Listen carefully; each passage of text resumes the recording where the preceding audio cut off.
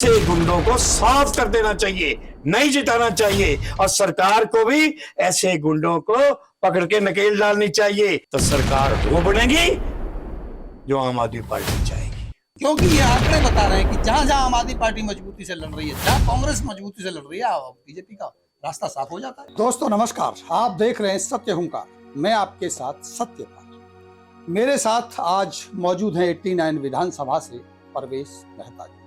परवेश मेहता जी के बारे में जाना ही जाता है, मैंने पहले भी इंटरव्यू लिया और आपको बताया कि फरीदाबाद की राजनीति के महारथी माने जाते हैं। यूं कहूं कि फरीदाबाद की राजनीति में बहुत अच्छी पकड़ भी रखते हैं। जब भारतीय जनता पार्टी अपने अस्तित्व को खड़ा कर रही थी तब परवेश मेहता का बहुत बड़ा योगदान रहा है।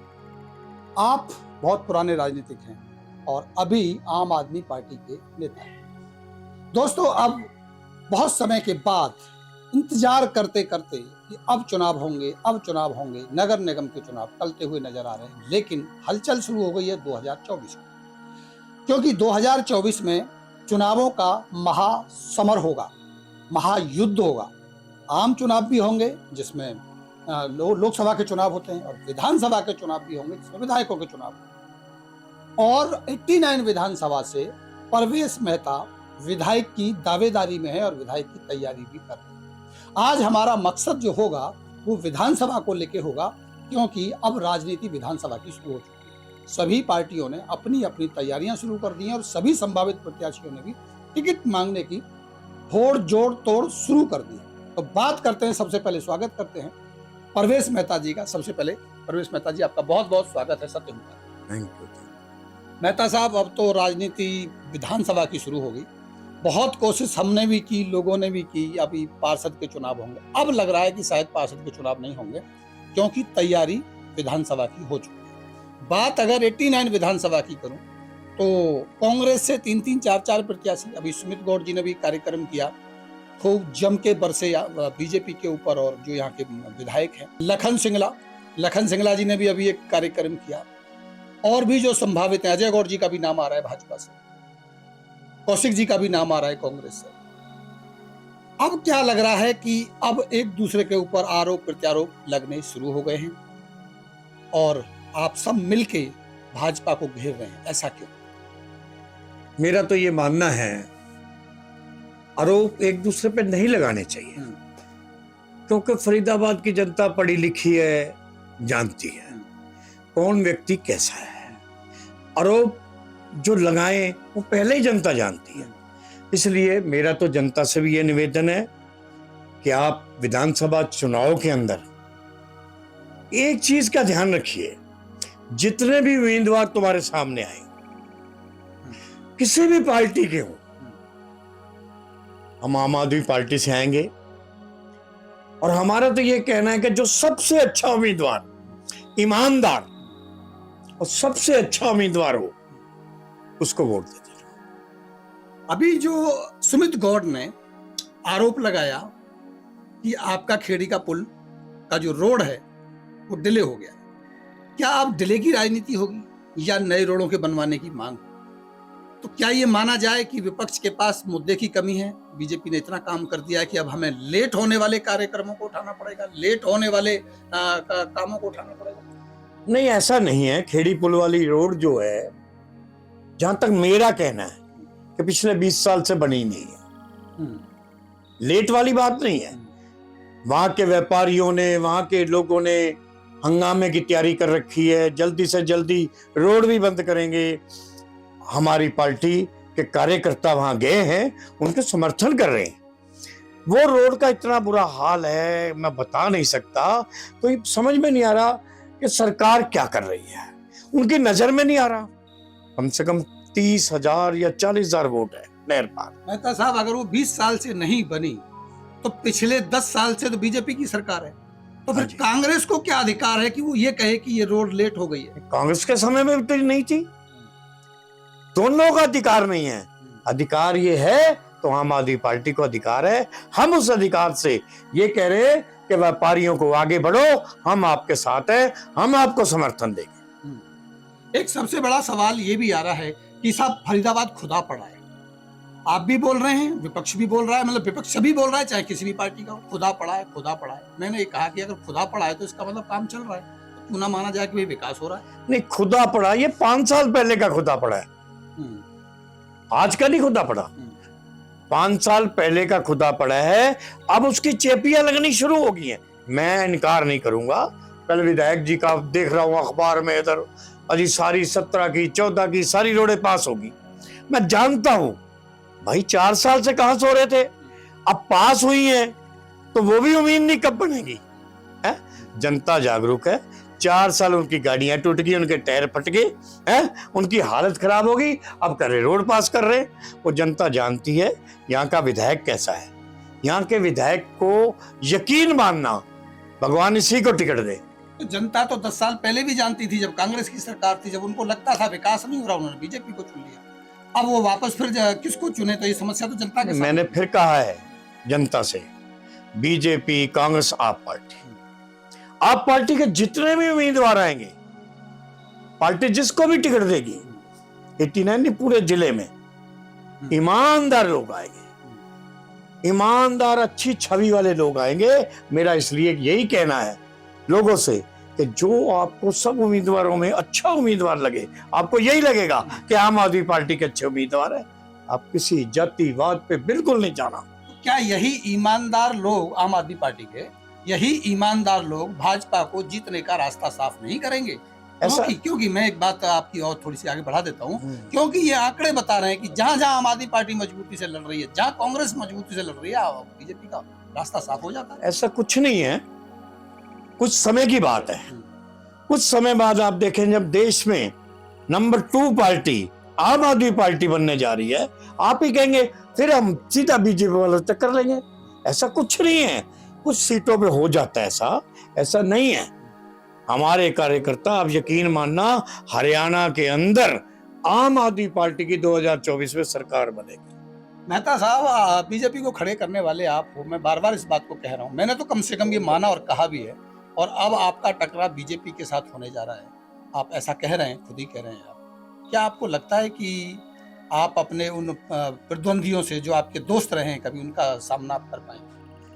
नहीं, दोस्त जो रहे हैं वो मेरे साथ आ जाएंगे, आप देखना समय में। जब वोटिंग होगी, जब मेरे को टिकट देगी मेरी पार्टी, पार्टी का देश है, नहीं देगी तो भी मैं पार्टी के साथ, जिसको भी देगी उसके साथ रहूंगा। लेकिन अगर मुझे टिकट दिया, 50% बीजेपी का कार्यकर्ता मेरे साथ रहे, मेरा दिल गवा देता है, और वो ये जानते हैं कि मेहता के साथ गलत हुआ, और जनता ये जानती है कि मेहता कैसा व्यक्ति है। तो क्या यही आधार आपकी जीत का है कि आपके दोस्त बीजेपी में हैं, और जब आप टिकट लेके लड़ेंगे तो वो आपके साथ आ जाएंगे, या कोई और भी कारण? सच्चाई के साथ रहेंगे, और कोई कारण नहीं है। मैं 10 साल पार्षद रहा हूं, 1 रुपए का दागी नहीं। तो यही मेरी, मैं क्या कहता हूं, आज लोग कहते हैं जिधर भी जाता हूं, यार आप थे तो ये हो जाता था, आप थे, हम विपक्ष में पार्षद थे, तो सत्ता है, सत्ता के पार्षद कहां है? बुरा हाल है पूरे फरीदाबाद का, ना पानी है, ना सड़क है, ना कुछ। हालात क्या है, इतने बुरे हालात हैं, मैं आपको बता नहीं सकता। मेरा तो ये मानना है कि जल्दी से जल्दी, अब ये पार्षद चुनाव क्यों नहीं करा रहे? इसलिए नहीं करा रहे कि हमारे पार्षद जीतेंगे नहीं, आगे एमएलए और एमपी में हमें दिक्कत आएगी। अब एमएलए और एमपी का चुनाव इकट्ठा करा रहे, किस लिए? कि एमएलए कह रहे हैं हम तो जीत नहीं पाएंगे, एमपी के चुनाव में मोदी का सहारा मिल जाएगा, शायद हम जीत जाए, इसलिए ये खेल खेल रहे हैं। अन्यथा इन्हें पता है देश के अंदर जो ये बीजेपी कर रही है, बच्चा बच्चा जानता है, कौन नहीं जानता। मेहता साहब, वैसे तो अलग अलग पार्टियों में अलग अलग संभावित प्रत्याशी है, कांग्रेस में भी 3-4 लोग दौड़ में हैं, नहीं कहा जा सकता किसको टिकट मिलेगा। बीजेपी में भी अभी नहीं पता कि आपका सामना नरेंद्र गुप्ता से होगा या अजय गौड़ से होगा, या कोई और आ जाएगा और उसके साथ आपका सामना होगा। लेकिन आम आदमी पार्टी में तो स्थिति स्पष्ट होती हुई नजर आ रही है कि आप ही होंगे, क्योंकि दूसरा संभावित प्रत्याशी या तैयारी में भी नजर नहीं आता। ऐसा नहीं है। पार्टी, हमारी पार्टी के अंदर नेता, ये नेता वो नेता, ऐसा नहीं है। 4 नेता मांग रहे, ऐसा नहीं है। हमारी पार्टी का पता नहीं, हमारे नेता किसी को भी टिकट दे देते, किसी ईमानदार व्यक्ति को। हो सकता है मुझसे अच्छा कोई व्यक्ति हो तो पार्टी उसको टिकट दे देगी, उसमें मुझे कोई दिक्कत नहीं है। मैं उसके साथ रहूंगा, उसे जिताऊंगा। हमारा कर्तव्य है पार्टी को आगे बढ़ाना। शहर में एक नई चर्चा जन्म ले चुकी है कि हो सकता है आपके दोस्त का अब की बार टिकट कट जाए, और विपुल गोयल जी तैयारी कर रहे हैं, कहीं ना कहीं आज साड़ियां भी बांट रहे हैं, आज उनका जन्मदिन भी है। तो विपुल गोयल जी के लिए क्या कहेंगे उनके जन्मदिन पर और उनकी साड़ी बांटने के ऊपर, और क्या आपके दोस्त का टिकट कट सका? 2-3 सवाल एक साथ, आप एक साथ जवाब दें। नहीं, मुझे दोस्त वाली बात, वो मेरा भाई है, साथी रहा है, पहले रहा, कोई बात नहीं। लेकिन विपुल गोयल, मैं नहीं बता पाऊंगा इसके बारे में, ये साड़ियां क्यों बांट रहा है। जहां केजरीवाल आ चुका है, केजरीवाल जी हर व्यक्ति को 10,000 रुपए महीने की सहूलियत देंगे, बिजली देंगे, पानी देंगे, बस सेवा देंगे, दवाइयां देंगे, स्कूल देंगे। ये 100 रुपए की साड़ी में, पहले तो वोट ले लेता था, अब ये 100 रुपए की साड़ी में ये झुग्गी झोपड़ी वाले को खरीदना चाहता है? नहीं, गलत। केजरीवाल जी आ चुके हैं। मैं लोगों को यही अपील करना चाहता हूं, पैसे को बिल्कुल वोट मत देना, रईसों को बिल्कुल वोट मत देना, काम करने वाले को वोट देना, जो काम कर रहा हो। आपको कोई आके साड़ियां, लड्डू डड्डू बांटते हैं, बांटता है, शुरू से बांटता है, नहीं। अब केजरीवाल आ गया, आपको बिजली फ्री देगा, पानी फ्री देगा, बस सेवा फ्री देगा, स्कूल फ्री देगा, मरीज को 5 लाख तक का इलाज फ्री देगा, हर लेडीज को जो 18 साल से ऊपर है 1,000 रुपया नगद देगा। अब बताइए क्या दे देगा तुम्हें? बीजेपी के नेता क्या दे देंगे? वो एक बार दे देंगे, 5 साल रुक।